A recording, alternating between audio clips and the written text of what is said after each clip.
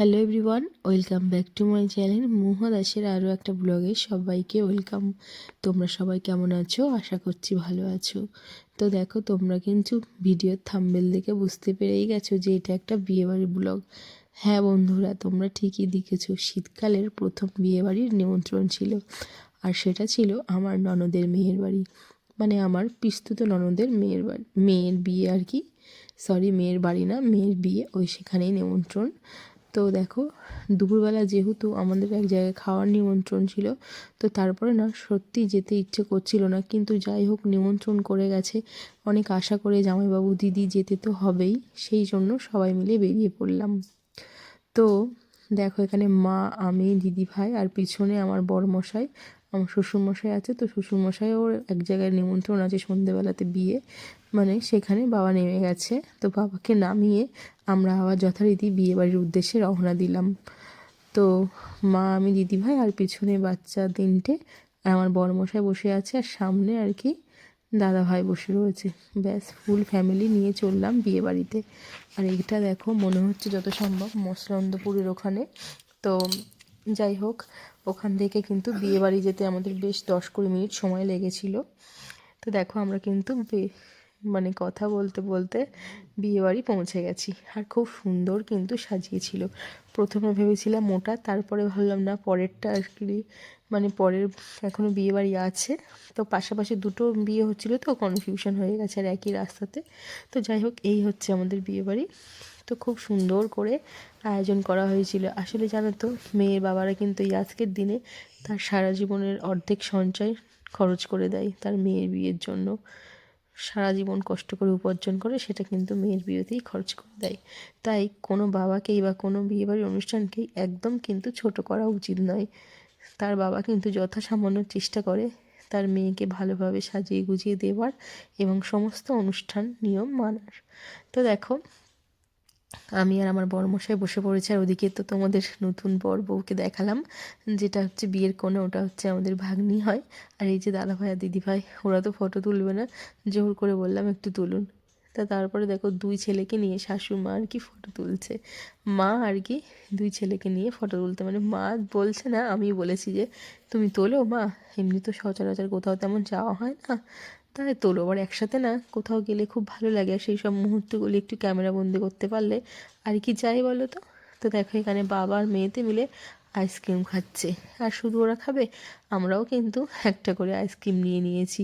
প্রচুর ঠান্ডা ছিল, তবুও না আইসক্রিমের লোভ সামলাতে পারলাম না, সবাই একটা করে ম্যাঙ্গো ফ্লেভার আইসক্রিম নিয়ে নিয়েছি। আর পাশে দেখো কাকিমা আছে, মানে কাকি শাশুড়ি আর মল্লিকা আছে, দিদিভাই, সবাই মিলে খেয়েছি। তো এটা হচ্ছে আমার দিদিভাই, দিদিভাইকেও কিন্তু বেশ সুন্দর লাগছিলো জানো তো। আর পুরো বাড়িটা সুন্দর করে সাজিয়েছিল, তাই আমরা ছোটো ছোটো ক্লিপ নিচ্ছিলাম। তো এইগুলো না নিলে তোমাদেরকে দেখাবো কী করে বলো তো। আর এই যে হচ্ছে আমার হিরো, দেখো কেমন স্টাইল দেওয়া শিখে গেছে এই বয়সে। তো যাই হোক, এই যে হচ্ছে মেয়ে এবং মেয়ের বাবা। মেয়ে তো মেয়ের বাবার কোলই ছাড়ে না, বিয়ের যে যখনও বড় হবে তখন যে কী করবে। যাই হোক, বাবার একটু মেয়ে আদুরেই হয়, আর মায়ের একটু ছেলে আদুরে হয়, এটা তো স্বাভাবিক না। তাই বলে মা বাবা কিন্তু সবাইকেই সমান ভালোবাসে এমন নয়, কিন্তু ওকে ভালোবাসে শুধু, বা ছেলেকে ভালোবাসে না। তো যাই হোক, আমাদের এরকম চলতেই থাকে। আর এই যে দেখো, বড়মশাই বিয়েতে বসে গেছে। তারপরে আবার বড়মশাইয়ের জন্য কলা তলার ব্যবস্থা করা হলো, আগের থেকেই ছিল, তো সেখানে নিয়ে যাওয়া হয়েছে আর কি। তো আমাদের নতুন জামাইকে, খুব সুন্দর দেখতে আমাদের জামাইকে। তো যাই হোক, ওখানে কিন্তু সমস্ত শাশুড়িরা মিলে ঘুরছে। আর যেমন বয়স্ক শাশুড়িরাও আছে, তেমন ইয়াং শাশুড়ি মায়েরাও আছে। খুব আনন্দ হয়েছিল। এই যে আমাদের মেয়েকে এবার কলাতলায় নিয়ে যাওয়া হচ্ছে সবাই মিলে। তো ওদের বিবাহিত জীবন খুব সুখের হোক, ওরা ভালো থাকুক, সুস্থ থাকুক, ঠাকুরের কাছে এটাই চাই। আর দেখো, সবাই মিলে এবার কলাতলায় যাওয়া হচ্ছে। তারপরে কিন্তু ওখানে নিয়ম কাজ ক্রিয়া করে তারপরে কিন্তু আবার ফটোশ্যুটের জন্য জামাই আর মেয়ে দাঁড়িয়ে পড়লো। ওই যে যতই নিয়ম হোক না কেন, ক্যামেরাতে তো ওইসবগুলো সব ভালো করে আসে না, ওই জন্য একটু নিজেদের মতন করে নিচ্ছিলো ফটোশ্যুট বা ভিডিও শ্যুট। খুব সুন্দর লাগছিলো। তারপরে কিন্তু আমরা খাওয়ার ওখানে চলে গেছিলাম, আর খাবার মেনুটা কিন্তু খুব সুন্দর ছিল। আর খাবার আয়োজনটা খুব সুন্দর এবং রান্নাগুলো তেমন সুন্দর। আসলে সব কটা খাওয়া হয়নি, মানে ওই যে বললাম দুপুরবেলা আমাদের নিমন্ত্রণ ছিল সেই কারণে, তাই যেহেতু খারাপ দেখাবে একটা, তাই জন্য কিন্তু আমরা খেতে বসে গেছি। তো একটু টেস্ট করেছিলাম, সত্যি রান্নাগুলো খুব খুব ভালো হয়েছে।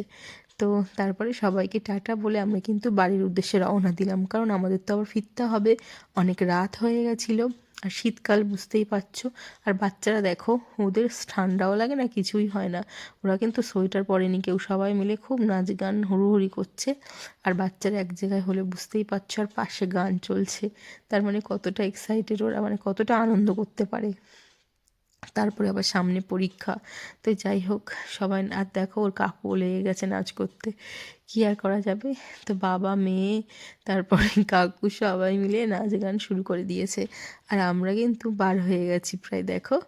তো যথারীতি আমরা রাস্তাতে আসলাম, তো আমাদের গাড়ির জন্য ওয়েট করছি, গাড়িটাও চলে এসছে। আমরা কিন্তু একে একে এবার গাড়িতে উঠে পড়লাম, আর সবাই কিন্তু সোয়েটার পরে নিয়েছি। বিয়েবাড়িতে যতই স্টাইল দিয়েছি না কেন, আসার সময় কিন্তু সোয়েটার পরে নিয়েছি, প্রচুর ঠান্ডা ছিল। তো আমার সুন্দর ব্লগটি কেমন লাগলো অবশ্যই কিন্তু কমেন্টে জানিও। টাটা।